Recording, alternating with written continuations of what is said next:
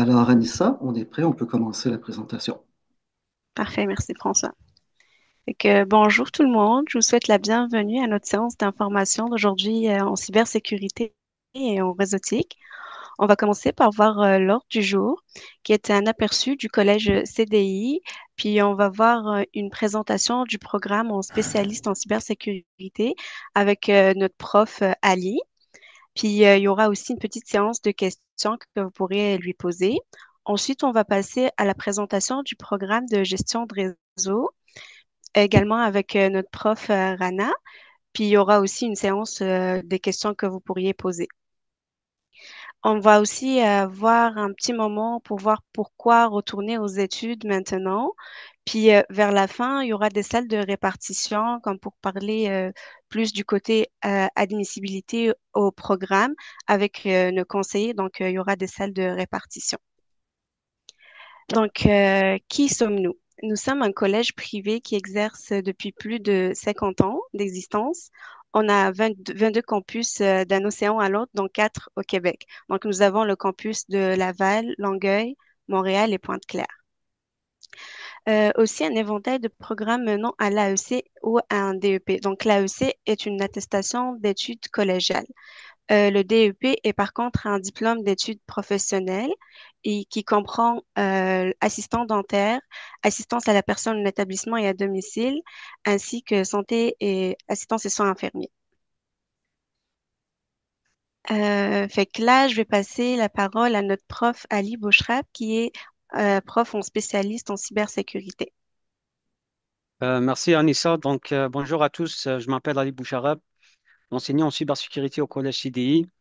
Aujourd'hui, j'ai le plaisir de vous présenter notre programme spécialiste en cybersécurité, une formation concise pour répondre aux besoins croissants en matière de cybersécurité ou bien en matière de sécurité informatique. Est-ce que tu peux passer vers l'autre diapo, Anissa? Parfait. Le programme comprend 1425 heures de formation menant à l'attestation d'études collégiales, l'AEC, en cybersécurité. Inclut un projet de fin d'études sous forme d'un stage de 240 heures permettant aux étudiants d'acquérir une expérience concrète en entreprise et de mettre en pratique les compétences acquises tout au long terme du programme. Les étudiants généralement profitent de cette occasion pour être embauchés directement par ces entreprises-là s'ils sont vraiment compétents. Autre chose à mentionner ici, le mode d'enseignement est magistral pour cette formation, combinant théorie et pratique pour une meilleure assimilation des concepts. En plus, ce programme il est conçu pour être accessible à tous, y compris ceux n'ayant aucune connaissance préalable en informatique. On parle ici des débutants, de quelqu'un qui a aucune connaissance en informatique, parce qu'en fait, on va voir par la suite dans la grille des cours. On va commencer dès le zéro là, du matériel jusqu'à arriver à des concepts plus avancés en cybersécurité. Donc, euh, Avant de parler sur la grille du cours, je vais parler tout d'abord qu'est-ce qu'un spécialiste en cybersécurité. Pour le comprendre, il faut d'abord définir c'est qu'est la cybersécurité. Tout simplement, la cybersécurité, c'est l'ensemble des pratiques, technologies et stratégies visant à protéger les systèmes informatiques, les réseaux et même les données contre des cyberattaques menées par les pirates, entre parenthèses. On va aborder ça juste après ou bien l'accès non autorisé. Elle englobe plusieurs aspects, en fait, la protection des infrastructures critiques, la sécurisation des communications, la gestion des identités, la prévention contre les attaques, ou bien les malwares. Le chiffrement des données et bien encore plus. Et là vient le rôle d'un spécialiste en cybersécurité. Il s'agit du gardien. C'est le gardien de l'infrastructure numérique. Son rôle est de prévenir ces attaques, définir ou bien détecter et répondre aux cyberattaques pour protéger les entreprises contre le vol de données et les attaques malveillantes. Le spécialiste en cybersécurité intervient dans plusieurs domaines clés. On a la protection des infrastructures. Ici, on parle de la sécurisation des réseaux et des serveurs. La détection des menaces, donc la surveillance en temps réel des activités suspectes pour les systèmes et tout. On a les tests d'intrusion et audit. Ça, c'est très important. Je vais parler sur ce cours-là juste après. Donc, il s'agit de faire des simulations d'attaque pour identifier les failles de sécurité. Donc, ici, là, donc, le spécialiste, il va jouer le rôle d'un pirate. Il va tester, il va essayer de pénétrer un système, d'avoir un accès non autorisé vers les ressources et tout. Donc, c'est très important ici, là. La mise en place de stratégies de défense, donc la configuration du pare-feu, la cryptographie, l'authentification renforcée et tout. Répondre aux incidents. Donc, s'il arrive, par exemple, un incident au niveau de l'entreprise, au niveau opérationnel, donc ici, le rôle de spécialiste en cybersécurité, il va intervenir rapidement en cas de cyberattaque pour limiter les dégâts. Et puis, finalement, on a conformité et réglementation, donc assurer que l'entreprise respecte les normes. De cybersécurité, il y a comme plusieurs normes, notamment la norme ISO 27001, le SOC 2, et puis les normes comme en Europe, le RGPD. On va passer maintenant vers la structure du programme. Donc, parfait. Donc, le programme, il est composé de environ 17 cours. Donc, le premier cours, c'est fonction de travail, bien fonction de travail du spécialiste en cybersécurité. Donc, il s'agit d'un cours très facile. C'est juste une introduction à la cybersécurité. Quelles sont les tâches effectuées par un spécialiste en cybersécurité? Donc, c'est un cours de 60 heures. C'est environ un mois. Donc, l'étudiant ici, là, serait introduit en la cybersécurité. Le deuxième cours, composants et équipements informatiques 1. Donc, comme j'avais parlé tantôt, cette formation est conçue pour les gens, bien pour les étudiants qui n'ont aucune connaissance en informatique. Donc, ici, on va commencer dès le matériel. Parce qu'en fait, il y a comme plusieurs vulnérabilités, il y a comme plusieurs menaces qui peuvent toucher un système informatique. C'est pas seulement dans le côté logiciel, on parle aussi du côté matériel. Il y a par exemple des gens qui peuvent injecter une clé USB dans un ordinateur. Cette clé USB contient un programme malveillant, un virus, autrement dit. Donc ce virus-là peut avoir des impacts sur le système. Donc ici, là, dans ce cours-là, on va aborder en détail, genre les composants et équipements informatiques. Donc, on va parler sur la carte mère, on va parler sur la RAM, comment elle fonctionne, les disques durs, le processeur, les cartes graphiques. Donc, on va parler sur le côté matériel d'un ordinateur. Le deuxième cours, composants et équipements informatiques 2. Donc, il s'agit de la deuxième partie de ce cours-là. On va parler dans le côté logiciel. Donc, on va parler sur le système d'exploitation de Windows 11. Donc, on va commencer dès le début. Donc, de l'installation du système d'exploitation jusqu'à la configuration de ce dernier-là, en créant des comptes d'utilisateurs, partitionnement du disque, des configurations sur le système d'exploitation et tout. D'autres choses à mentionner ici pour le programme de cybersécurité, il y a comme plusieurs cours en commun avec le deuxième programme gestion de réseau. Donc ici, là, donc, je vais concentrer beaucoup plus pour les aspects de la cybersécurité par rapport à ces cours-là. Je vais laisser par la suite la parole à ma collègue Rama pour parler beaucoup plus sur les cours de gestion de réseau. Donc le troisième cours, gestion de réseau, s'agit d'un cours qui permet aux étudiants de comprendre l'infrastructure informatique, genre en interconnectant plusieurs ordinateurs. On va savoir c'est quoi un switch, c'est quoi un routeur, comment connecter toutes comment connecter l'infrastructure informatique en utilisant tous ces outils-là. Le quatrième cours, donc utilisation d'un poste de travail. Donc, il s'agit d'un cours aussi lié au système d'exploitation Windows 11. Donc, on va aborder dans ce cours-là des fonctionnalités plus avancées, des configurations plus avancées au niveau du système d'exploitation, notamment la configuration du pare-feu, les stratégies de sécurité et bien d'autres encore. Donc, puis, on va dans le cours administration d'un système informatique. Ici, là, donc, on va aborder quelque chose très avancé. Donc, on va aborder un système d'exploitation plus avancé, donc un système d'exploitation qui n'est pas utilisé par tout le monde. Donc, ici, on parle d'un serveur. Dans ce cours-là, on va aborder le Windows Server. On va démarrer dès le début aussi, donc, comment installer le système d'exploitation Windows Server. Généralement, on utilise des machines virtuelles, donc on va savoir c'est quoi la virtualisation et tout dans le prochain cours.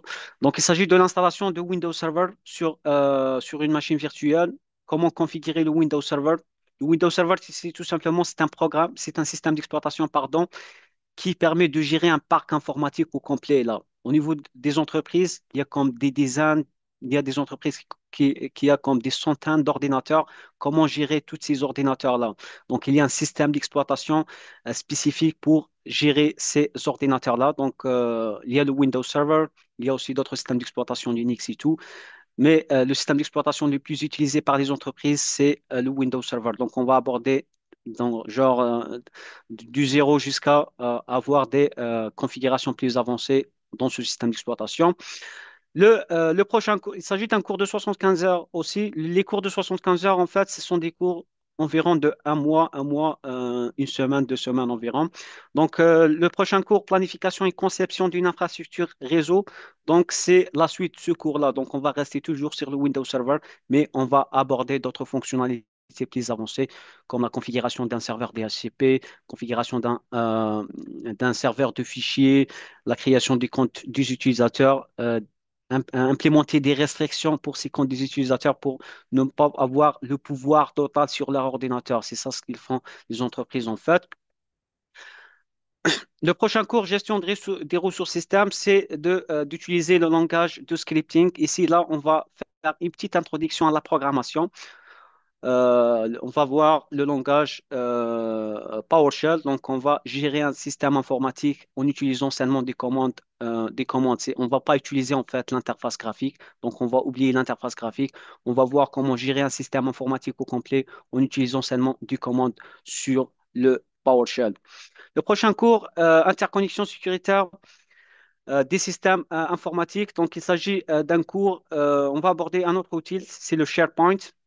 Donc, je pense que plusieurs d'entre nous, là, on a utilisé déjà le SharePoint, mais on a utilisé le SharePoint dans le côté client. Comment partager un fichier, comment avoir l'accès à un fichier déjà partagé. Donc, dans ce cours-là, donc, on va voir comment configurer le SharePoint au niveau serveur, là, donc au niveau de l'entreprise, comment l'installer dans un serveur, comment gérer, comment créer des utilisateurs, comment donner l'accès à tous ces utilisateurs et tout.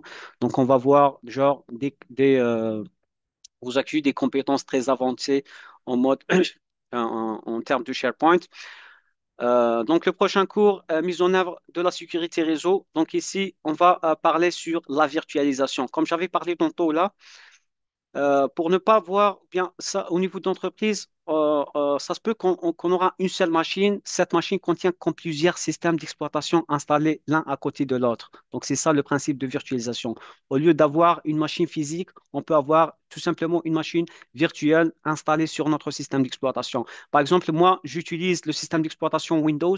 Je veux utiliser un deuxième système d'exploitation comme Linux, par exemple. Dans ce cas-là, je n'ai pas besoin de réinstaller Linux sur la machine physique. Donc, je peux installer un programme. Il y a comme plusieurs outils de virtualisation comme le VMware, Hyper-V, VirtualBox. Donc, on va aborder en détail comment utiliser ces outils-là, comment installer des systèmes d'exploitation, différents systèmes d'exploitation d'Unix, Kali Unix, Windows, client, bien côté serveur sur ces outils-là pour faire des tests et bien comprendre comment ils fonctionnent. Le prochain cours, planification et conception d'un réseau sécuritaire, c'est la deuxième partie du cours, planification et conception d'une infrastructure réseau. Donc, il s'agit d'un cours qui va aborder encore d'autres fonctionnalités plus avancées en termes des serveurs. Et puis là, après ce cours-là, on va entrer vraiment dans la cybersécurité. Donc, en fait, la cybersécurité, il ne s'agit pas juste de la configuration d'une machine, la configuration d'un ordinateur. Il s'agit aussi d'un autre côté, le côté stratégique. Donc, il faut définir une stratégie de sécurité, ou définir des politiques de sécurité avant de commencer à configurer les systèmes informatiques. Donc, on va commencer par un cours très facile, donc introduction à la cybersécurité. Dans ce cours-là, on va voir les différentes terminologies utilisées dans la cybersécurité, quelles sont les bases de la cybersécurité, le chiffrement, le déchiffrement, le cryptage, les différents types d'attaques, les normes de la cybersécurité et tout. Le deuxième cours, notion fondamentale de la cybersécurité.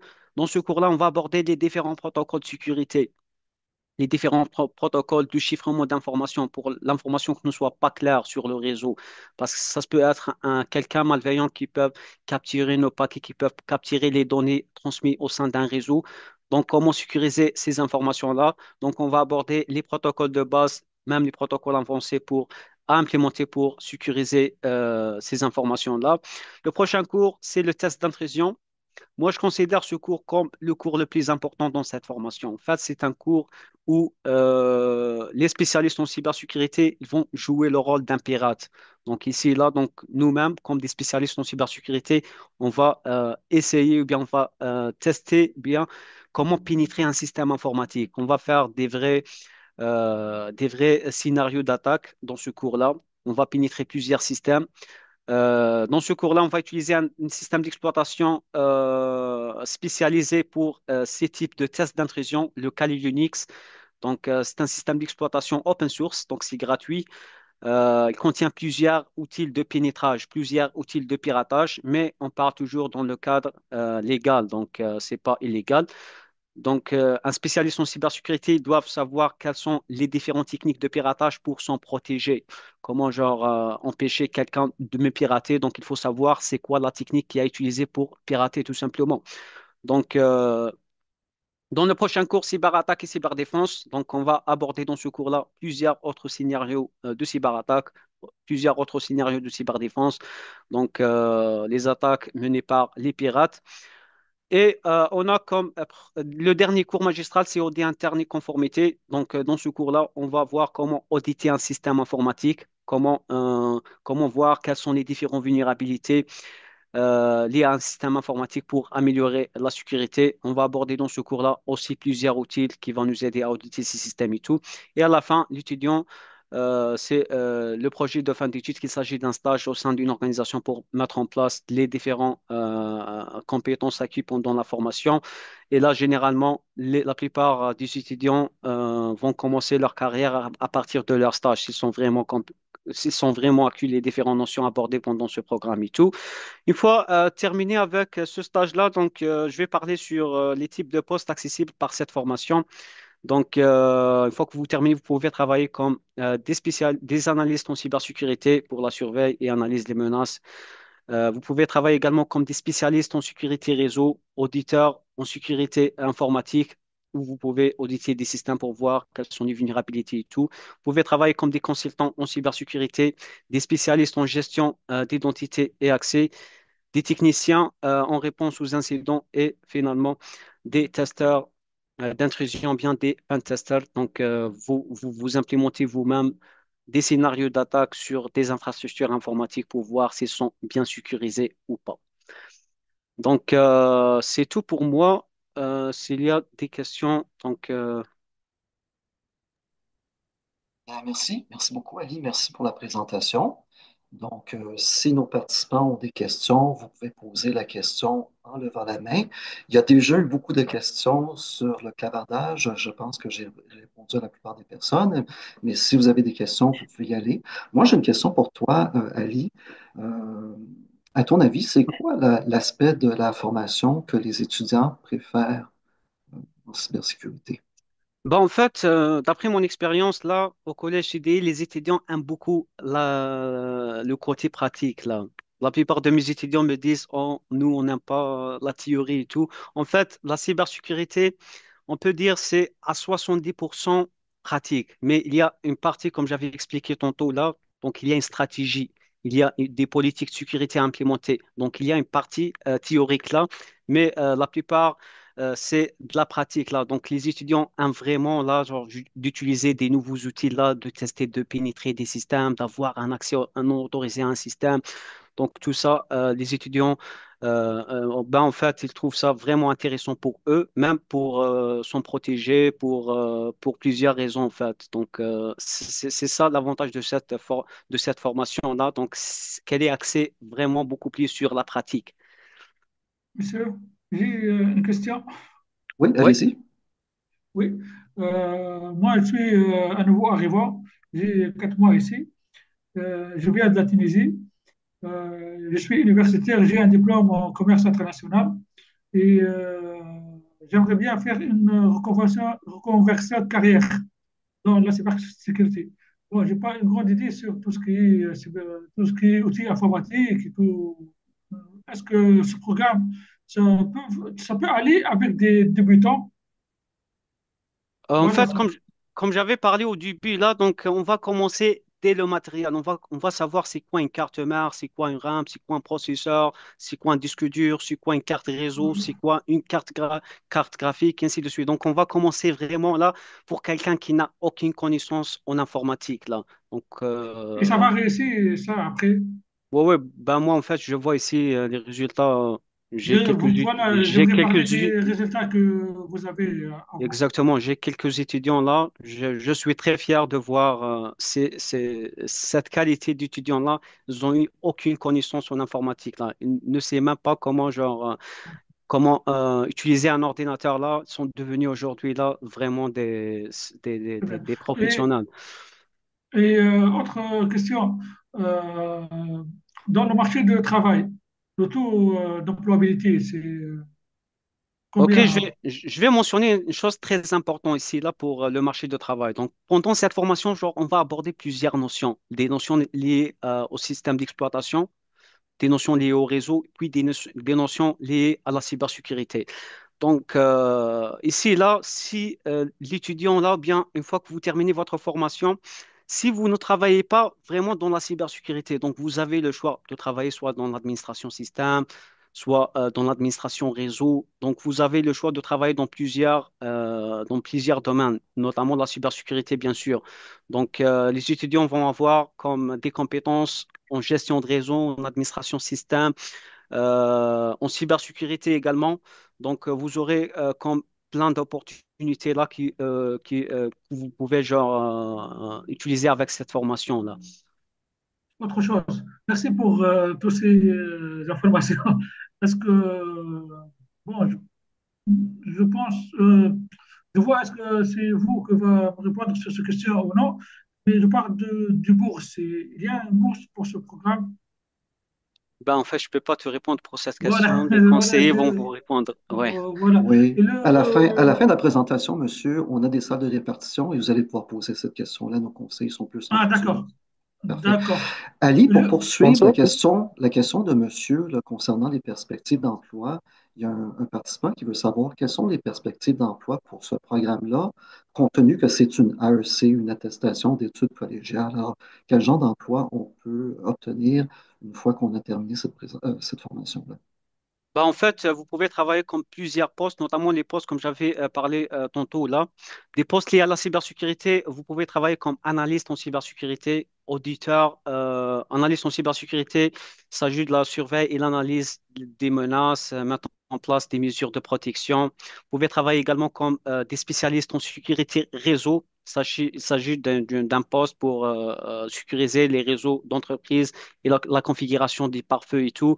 Auditeur en sécurité informatique, donc effectuer des tests d'intrusion et d'audit pour détecter les failles de sécurité au niveau d'un système. Ici, on parle Consultant, des testeurs logiciels.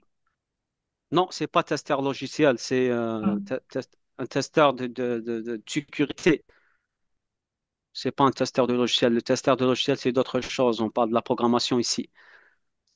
Donc, spécialiste en gestion des identités et d'accès aussi, donc il gère les autorisations, les accès des utilisateurs pour renforcer la sécurité. Vous pouvez également travailler comme des techniciens en réponse aux incidents. Ça se peut arriver au niveau de l'entreprise, des incidents, des accès non autorisés, des pirates qui essayent de saturer un tel serveur et tout. Donc, c'est là qu'il intervient, le spécialiste en cybersécurité dans le fond. En plus, vous pouvez avoir, comme j'avais expliqué tantôt là, donc vous pouvez travailler dans le domaine de réseau, gestionnaire de réseau, vous pouvez travailler technicien en réseau, vous pouvez travailler également dans l'administration système. Ça, c'est très important. Donc, vous pouvez administrer un système au complet, en fait. Dans ce cours-là, vous abordez toutes les bases nécessaires pour gérer un serveur et pour gérer un parc informatique au complet. mhm. Parfait, Bonjour, ça merci. va bien? Bonjour. Alors, Merci pour la présentation, monsieur. J'ai juste une question pour vous. Bien sûr. Qu'est-ce que vous pensez la nouvelle AI? Est-ce que ça risque genre qui prend notre travail ou c'est mieux pour le cybersecurity? Qu'est-ce que vous pensez des AI en fait? Bah, en fait, moi, je vois que l'IA a genre occupé plusieurs emplois aujourd'hui, mais on voit genre beaucoup plus les emplois liés à la programmation, Bon, pour la cybersécurité, il s'agit d'un domaine d'analyse. Donc, on peut utiliser le AI en fait pour la cybersécurité, mais dans le cadre où il y a quelqu'un là qui va suivre ces résultats-là, ces analyses-là pour prendre une décision. Donc, on ne peut pas genre baser à 100% sur le AI pour genre sécuriser un système informatique tout simplement. Donc, on peut utiliser le AI, mais il faut avoir quelqu'un qui va utiliser cet outil-là. Donc, pour bien se protéger, pour valider les résultats de test, on ne peut pas genre baser sur un outil informatique là pour sécuriser un système d'une entreprise, surtout pour les banques, surtout pour les entreprises qui ont vraiment des données sensibles là. Parfait, merci. Parce que Nous avons des j'ai pas, participants. Bonjour j'ai à peur vous. de faire la formation, puis après avoir terminé la formation, qui est genre, il y a juste des AI qui peuvent prendre mon travail. Tu comprends ce que je veux dire? Ouais, ouais, des AI peut prendre ton travail, mais dans quel côté exact? Dans la cybersécurité? Ouais, exactement. Je parle dans cybersécurité. Est-ce que c'est possible? Non? Ben, il y a des postes là, ça se peut, le AI prendre ton poste, mais il y a comme d'autres postes là, donc surtout pour les postes genre d'analyser les fichiers log, d'analyser le niveau de sécurité d'un système là. Donc là, il faut vraiment avoir un être humain qui va analyser ces données-là. Merci, Ali. On a Nicolas qui veut poser une question depuis un petit moment. Alors, allez-y, Nicolas, pour votre question. Oui, juste un instant, Nicolas est à mon écran. Donc, deux petites questions. À savoir s'il y a des formations à l'AEC et DEP, pardon, excusez-moi. Est-ce que les formations DEP et AEC, il y a un impact pour le futur, considérant là, si on veut un diplôme? Attends, excusez. L'AEC, le diplôme qui l'amène, le DEP, le diplôme qui l'amène. Est-ce qu'éventuellement, là, ça peut avoir un impact sur le parcours professionnel selon lequel on a? Et juste à ajout pour la question, ce ne sera pas bien long. Oui, c'est ça, si je peux ajouter dans le fond, parce qu'il y a l'AEC, il y a le DEP, mais là, pour les perspectives de carrière plus tard, qu'est-ce qui va différencier si on va prendre le DEP puis le AEC, c'est quoi les similitudes, c'est quoi les différences? Est-ce que vous pouvez élaborer un peu plus sur ça? Ali, est-ce que tu es toujours avec nous? Ouais, ouais, je suis toujours Oui, avec. parfait, parfait. Alors, c'est ça. Nous, au Collège CDI, on offre seulement le programme Nantes à l'AEC. Donc, je pense que tu en as parlé un petit peu tantôt de l'AEC en cybersécurité, n'est-ce pas, Ali? Ouais, ouais, c'est ça. Donc, aussi en cybersécurité. Parfait. Dominique, vous avez une question pour Oui, mais Ali? par contre, excusez-moi, si je peux poursuivre, là, en fait, c'est parce que là, si c'est l'AEC, qu'est-ce qui différencie du DEP? Est-ce que c'est un ou l'autre? Est-ce qu'un des deux est suffisant? Est-ce qu'il faut faire l'AEC, ensuite le DEP, ensuite l'AEC? Est-ce qu'il y a comme une ligne qui peut se continuer, un autre parcours après l'AEC? De façon générale, pour répondre à votre question, euh, le Collège CDI offre uniquement des AEC. Donc, si vous cherchez à faire un DEP, euh, vous n'êtes peut-être pas nécessairement dans la meilleure position possible pour répondre à cette question-là. Dominique, Alors, vous avez une question à poser?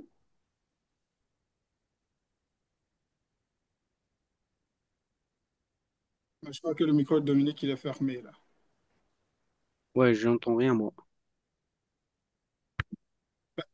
En attendant que Dominique règle, je Oui, profite pour allez-y. poser ma question.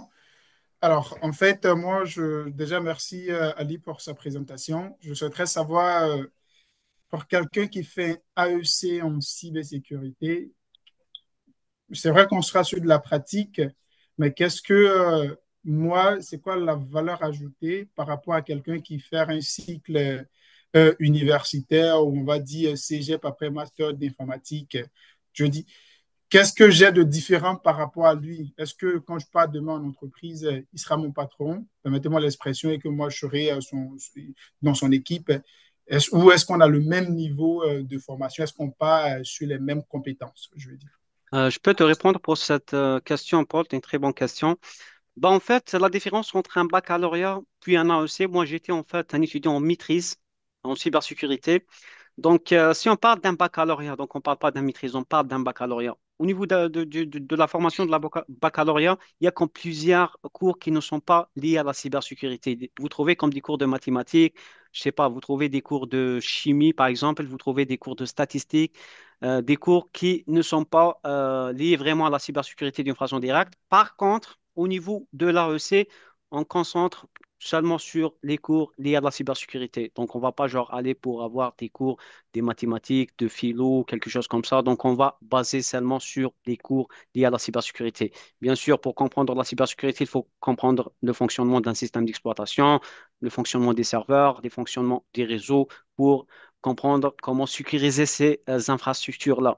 Donc, c'est ça la différence entre un AEC puis un baccalauréat. Donc, dans le baccalauréat, vous pouvez avoir des cours qui n'ont pas un lien direct avec la cybersécurité. Par contre, ici, on a aussi genre une formation accélérée pour avoir, bien pour acquérir toutes les compétences nécessaires liées à la cybersécurité. Donc, de ce que je comprends là, c'est que le curriculaire, en termes de contenu de formation qu'on donne à une formation de baccalauréat en termes de cybersécurité, c'est quasi pareil que ce qu'on propose en AEC. Donc, pour quelqu'un qui sort tout de suite d'un baccalauréat en cybersécurité et quelqu'un qui sort des AEC, qui arrivent tous deux sur le marché de l'emploi, ils ont les mêmes compétences, ils ont les mêmes formations. C'est juste en fait ce que je voudrais savoir pour mon choix en fait dans mon élan de faire de la cyber. Ouais, en termes de compétences liées à la cybersécurité, ouais. Pour d'autres cours, pour d'autres modules, on ne sait Euh, pas. excusez-moi, Parfait. François, je peux répondre si c'est possible, Ali? Oui, bien Oui, sûr. allez-y. OK. Il faut comprendre, Monsieur Paul, que le AEC, c'est ciblé pour l'emploi. C'est beaucoup plus professionnel. Par OK. contre, le bac, ça, c'est autre chose. Il y a d'autres compétences et d'autres bagages qui rentrent en considération. Donc, c'est pas tout le monde qui peut faire un bac, on comprend. Et donc, le AEC, c'est beaucoup plus axé sur la profession elle-même pour cibler l'emploi beaucoup plus. OK. Parfait. Ben, c'est correct pour moi. Merci à vous. Merci. On va peut-être Merci. prendre une dernière question parce que le temps avance. Il y a M. Dominique qui voulait poser sa question. Vous aviez un problème avec votre micro tantôt. Est-ce que ça fonctionne maintenant? Je crois que oui. Oui, allez-y. Oui, OK. Ouais, j'avais posé la question dans le chat. Moi, j'ai un AEC comme programmeur analyste que j'ai obtenu là, chez CDI en 98. Puis, bon, je travaille dans le domaine informatique depuis, donc au-delà de 27 ans. Est-ce que j'ai des exemptions sur certains cours du programme? Ce sera une question à poser à un conseiller aux admissions. Il va pouvoir faire analyser votre dossier par la direction. Donc, très contente de savoir que vous êtes un de nos gradués, Dominique. Donc, on va pouvoir tout évaluer votre dossier avec un conseiller et avoir des réponses par rapport à ça. Si vous me permettez, François, je pense qu'on va garder les questions sur la cybersécurité pour les conseillers. On va laisser la présentation en gestion de réseautique avoir lieu et par la suite, on va pouvoir mettre les gens avec des conseillers pour répondre à toutes leurs questions. Je vois que vous êtes très intéressés par la cybersécurité, donc tant mieux, on va pouvoir vous aider. Oui, tout à fait, le temps avance. Donc, ça conclut notre partie de la présentation pour la cybersécurité. Merci beaucoup, Ali, pour la présentation. Donc, Bienvenue. parfait. Donc, je te repasse la parole euh, pour la poursuite. Anissa. Parfait. Fait que merci Ali pour la présentation. Là, on va passer au prochain prof. Donc, j'invite Rama Dakak à prendre la parole. Bonjour tout le monde. Donc, je me présente, Rama. Je suis détentrice d'un baccalauréat en génie logiciel à l'École technologie supérieure. Je suis aussi développeuse full stack et j'enseigne justement la programmation et la réseautique au collège CDI. Donc, c'est le programme que je vais vous présenter aujourd'hui. C'est le programme de gestion de réseau. Donc, ce qu'il faut savoir par rapport à ce programme-là, si on peut passer à la prochaine slide. Dans le fond, c'est un programme de 1410 heures qui mène justement à l'AEC. Là-dedans, vous allez inclure un projet de fin d'études de 240 heures qui est un stage dans le fond. C'est un stage en entreprise. Et vous avez aussi, dans le fond, ce que ça donne, c'est vraiment une formation qui est vraiment complète par rapport à la gestion de réseau. Dans le fond, c'est un mode d'enseignement qui est vraiment individualisé. Qu'est-ce qu'on veut dire par individualisé? C'est-à-dire que c'est un mode d'enseignement qui est très autonome. Donc, c'est-à-dire que vous allez être responsable de vos lectures, vous allez devoir lire le guide, vous allez devoir regarder des vidéos, faire des exercices. Puis, dans le fond, vous allez avoir un horaire défini, prédéfini, où vous allez devoir vous présenter. Vous allez avoir un enseignant qui va être attitré. Donc, vous allez vraiment pouvoir avancer de façon autonome là-dedans. C'est un mode d'enseignement que j'utilise présentement avec mes étudiants. Puis, j'aime vraiment ça dans le sens que on peut vraiment personnaliser l'approche avec les étudiants. Donc, il n'y a personne ici dans la réunion qui apprend de la même façon et avoir justement un enseignant qui peut venir vous voir et vraiment cibler vos lacunes, voir c'est où que vous avez un problème. S'il y a un module qui prend plus de temps, on peut passer plus de temps avec vous. Ou sinon, vous pouvez avancer très rapidement dans un autre. Donc, ça vous permet vraiment d'avoir une approche qui est plus personnalisée. C'est ce qui diffère un petit peu du cybersécurité qui est magistral. Par rapport à la grille de cours, dans le fond, la grille de cours, elle est très similaire à la grille de cours de cybersécurité. Dans le fond, je ne vais pas passer par travers les cours qui ont été présentés déjà par mon collègue Ali. Je vais vous parler un petit peu des cours qui diffèrent. Donc, le premier cours, dans le fond, c'est le cours de profession de gestionnaire en réseautique. Dans le fond, ce cours-là, c'est vraiment une introduction au rôle et responsabilités du gestionnaire de réseau. Donc, vous allez vraiment explorer les différents milieux de travail, les tendances, les risques aussi, puis les défis que vous pouvez rencontrer dans la vie de tous les jours en tant que gestionnaire de réseau. On va vous apprendre un petit peu l'éthique professionnelle et les bonnes pratiques de travail. Puis c'est là qu'on va vraiment vous introduire aux outils de communication comme Word, Excel, PowerPoint. Vous allez les apprendre à l'utiliser en détail et comment avoir une bonne ergonomie du poste de travail. Ensuite, on a le cours de gestion de réseau. Le cours de gestion de réseau, je note votre attention que je vais sauter les cours qui ont déjà été expliqués par Ali parce que c'est exactement les mêmes. Dans le fond, le cours de gestion de réseau, vous allez vraiment étudier vraiment les types de réseaux, les normes et les protocoles. Donc, vous allez vraiment apprendre à configurer et maintenir les réseaux filières ou sans fil, donc avec fil ou sans fil. Vous allez vraiment apprendre la sécurité des réseaux de la virtualisation. Et on va vous introduire à l'info nuagique qu'on appelle aussi le cloud computing. Le cloud computing, dans le fond, c'est quand vous utilisez des ressources informatiques. Donc, ça peut être un serveur, un stockage, des bases de données, mais qui ne sont pas hébergées sur votre ordinateur local. Ça va être hébergé sur Internet, dans le fond. Il y a souvent des fournisseurs qui vont s'occuper de ça. Donc, ils auront des centres de données, ils vont vous les fournir, ils vont les louer à des entreprises. Un des exemples le plus courants, c'est Amazon qui utilise Amazon Web Services, qui est très utilisé par les entreprises. Ensuite, vous avez aussi le cours de l'utilisation d'un poste de travail en réseau. Donc, ce cours-là, vous allez vraiment apprendre à installer et configurer Windows en réseau. Donc, comment administrer des utilisateurs système, comment faire l'interconnexion avec d'autres systèmes et résoudre des problèmes. Ensuite, vous allez apprendre le cours de gestion des ressources système. Celui-là, vous allez être introduit à PowerShell, qui a déjà été présenté par Ali. Dans le fond, vous allez apprendre comment administrer Windows, gérer les systèmes, les certificats et l'administration à distance. Pour ceux qui ne savaient pas, un certificat, dans le fond, voyez-le comme un fichier numérique qui est utilisé pour vraiment prouver l'identité d'un utilisateur, d'un serveur ou d'une organisation. Donc, admettons que vous vous rendez sur un site d'une organisation comme CDI, dans le fond, votre appareil va pouvoir confirmer l'identité du site web avec un certificat, donc un échange de certificats, et ça va vous assurer que les données qui sont échangées sont cryptées et sécurisées. Donc, vous allez apprendre à vraiment comment mettre en place un certificat et comment les utiliser, ce qui est vraiment important pour l'administration d'un réseau. Par rapport à PowerShell, dans le fond, c'est comme un terminal, dans le fond, où vous pouvez rentrer des scripts pour automatiser des commandes, dans le fond. Donc, vous pouvez créer des scripts qui vont faire en sorte que la création d'un utilisateur, la création d'un dossier, c'est automatisé pour vous. Donc, vous allez vraiment naviguer là-dedans avec le PowerShell dans ce cours-là. Vous allez aussi apprendre le cours de mise en œuvre et administration d'un réseau. Donc, ce cours-là, vous allez voir l'architecture et la gestion un petit peu de la virtualisation avec Hyper-V. Donc, vous allez savoir comment configurer et administrer des machines virtuelles. Donc, Hyper-V, c'est vraiment une technologie de virtualisation développée par Microsoft. Donc, elle vous permet vraiment de créer et gérer des machines virtuelles sur un serveur, dans le fond, qui va être physique. Mais vous allez exploiter un système d'exploitation qui est haute avec des systèmes invités simultanément. Donc, c'est le principe des machines machines virtuelles que vous aviez été introduits, dans le fond. Donc, voyez-le un petit peu comme un ordinateur qui va être à l'intérieur d'un autre ordinateur. Puis, ça vous permet d'effectuer plusieurs services à la fois. Donc, vous pouvez utiliser Linux, Windows sur un macOS. Donc, c'est vraiment intéressant d'avoir des machines virtuelles. Vous pouvez l'utiliser autant pour faire des tests. Si vous voulez pas, par exemple, perturber votre machine, mais vous voulez effectuer des tests, vous pouvez passer par une machine virtuelle. Donc, on va vraiment plonger là-dedans dans ce cours-là, comment utiliser une machine virtuelle, comment la mettre en place avec Hyper-V. Vous avez aussi le cours de interconnexion sécuritaire des systèmes informatiques. Donc là, on va vous introduire un petit peu à Microsoft Exchange Server. Dans le fond, c'est un service de messagerie électronique et une plateforme de collaboration.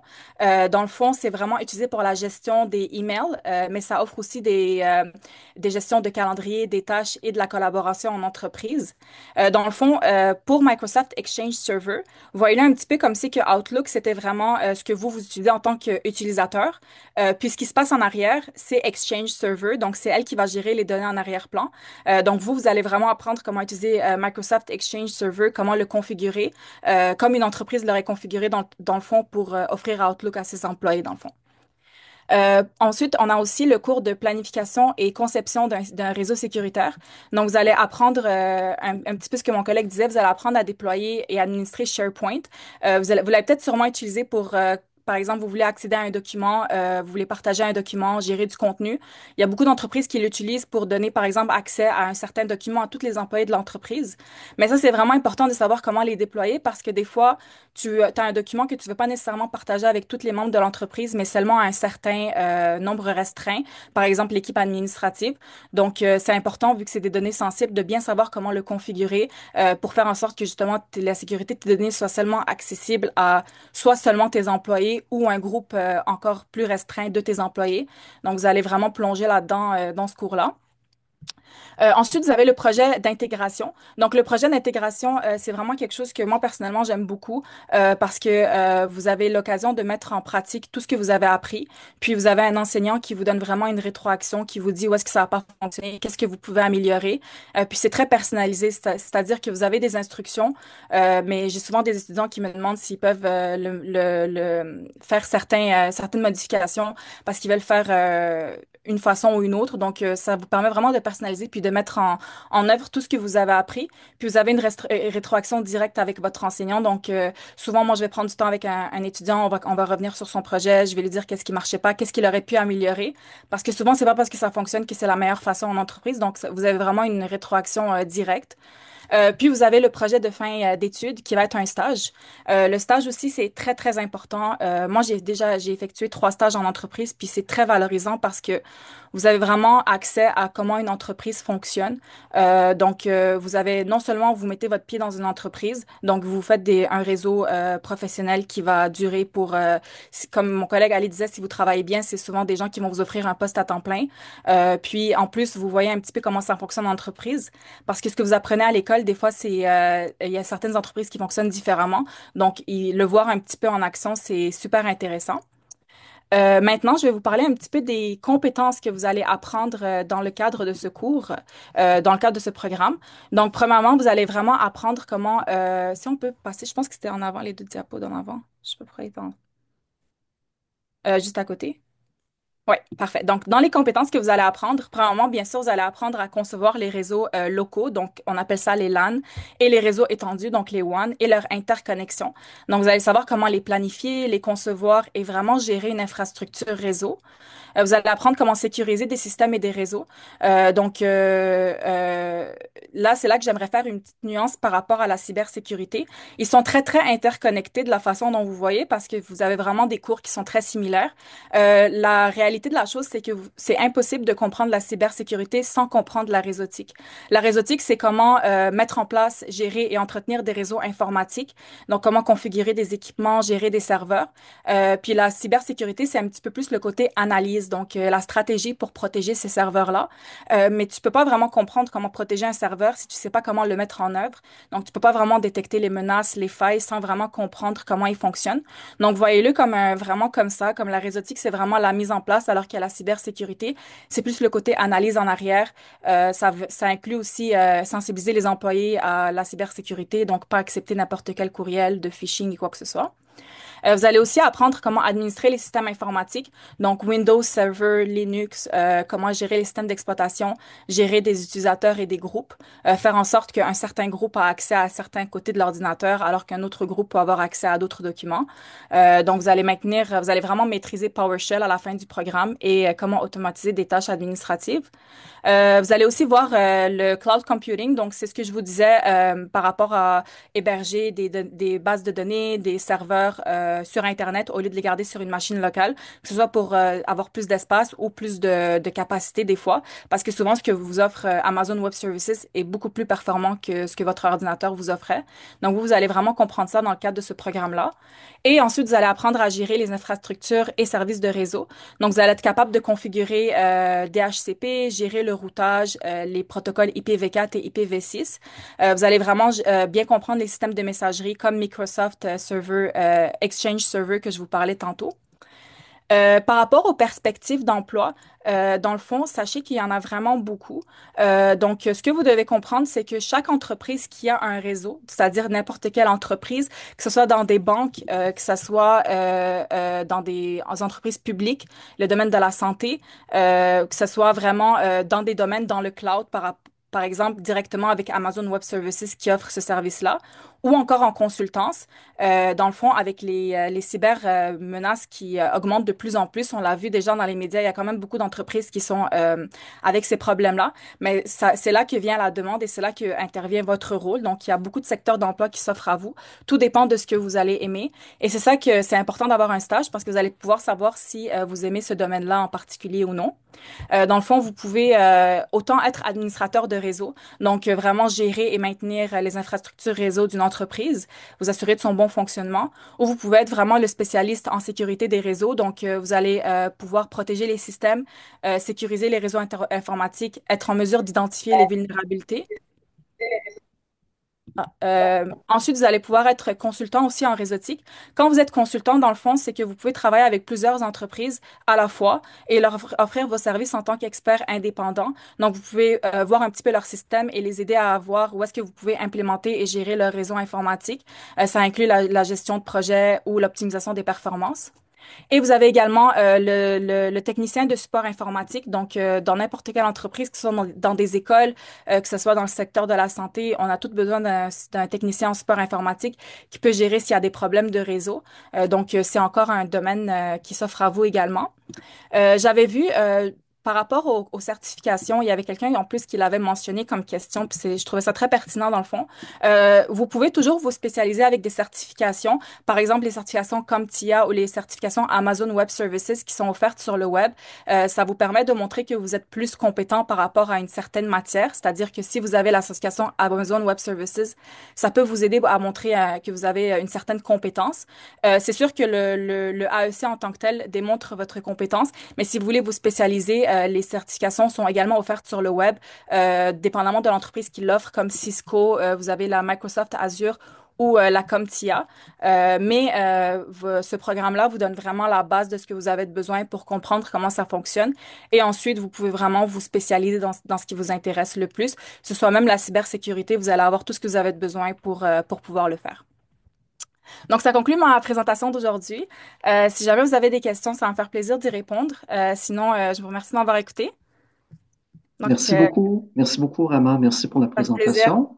Alors, comme Rama le mentionnait, si vous avez des questions, vous pouvez poser votre question en direct. Il suffit de lever la main. Il y a un participant, Rama, qui a une question. On sait que Oui. ce programme-là, le programme de gestion de réseau offert par le Collège CDI, est offert en présentiel, donc sur les campus, mais il est également offert à distance. Donc, il y a un participant qui veut savoir comment ça se déroule, la formation à distance pour ce programme-là. Dans le fond, je vais vous expliquer ce que moi je fais présentement parce que je donne ce cours-là avec mes étudiants. Comment ça fonctionne à distance avec un cours qui est comme celui-là, qui est individuel. Dans le fond, on commence la journée, on commence la journée dans la même réunion Teams. Et puis dans le fond, ce que je fais, c'est que j'interroge chacun sur ce qu'il a appris. Des fois, c'est même pas il y en a qui sont en programmation, mais qui nous donnent un élément qu'ils ont appris par rapport au cours précédent ou à la semaine dernière. Donc c'est super intéressant ce genre d'échange échange avec mes étudiants. Donc, on fait un échange en groupe. Ensuite, ils se placent dans des breakout rooms. Moi, j'ai des notes par rapport à ce que chacun des étudiants est rendu. Donc, je sais un petit peu à quelle session vous êtes rendu et je fais un tour dans des breakout rooms pour aller voir chaque étudiant individuel. Et souvent, ils me sollicitent beaucoup pour leurs questions. Ils ont des problèmes avec faire fonctionner un système. Ils comprennent pas pourquoi il y a un certain système qui fonctionne pas. Donc, je peux vraiment les aider par rapport à ça. Et puis, ça fonctionne super bien à date. Les étudiants, ils comprennent vraiment bien. Et puis, il y en a beaucoup qui me sollicitent même la fin de semaine pour avoir des documents parce qu'ils peuvent avancer à leur rythme. Donc, je trouve que ce genre de programme se fait super bien en ligne. Parfait, merci. Et puis, à ton avis, Raman, c'est quoi le défi qu'on peut rencontrer une fois qu'on a terminé notre formation puis qu'on est sur le marché du travail? Quels sont les principaux défis qu'on peut rencontrer là, au niveau de la gestion de réseau?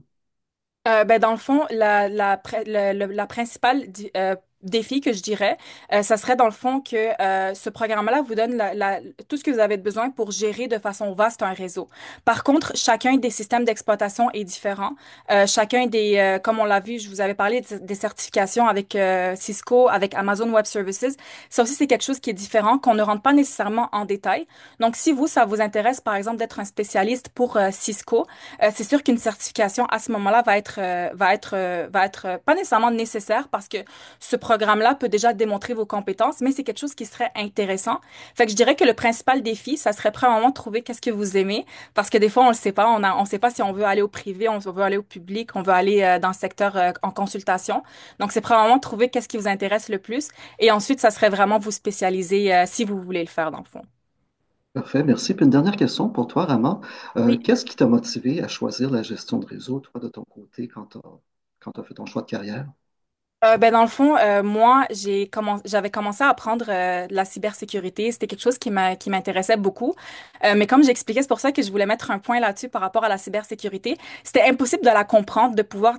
Tu peux mettre des firewalls, tu peux faire en sorte de gérer tes certificats, mais si tu comprends pas tout ce qui se passe en arrière, de pourquoi est-ce que ton système il est sécurisé en faisant ça, tu peux pas comprendre la cybersécurité. C'est pour ça que je trouvais qu'ils allaient vraiment bien l'un avec l'autre. Et c'est pour ça que les cours que Ali offrait étaient vraiment similaires à la réseautique.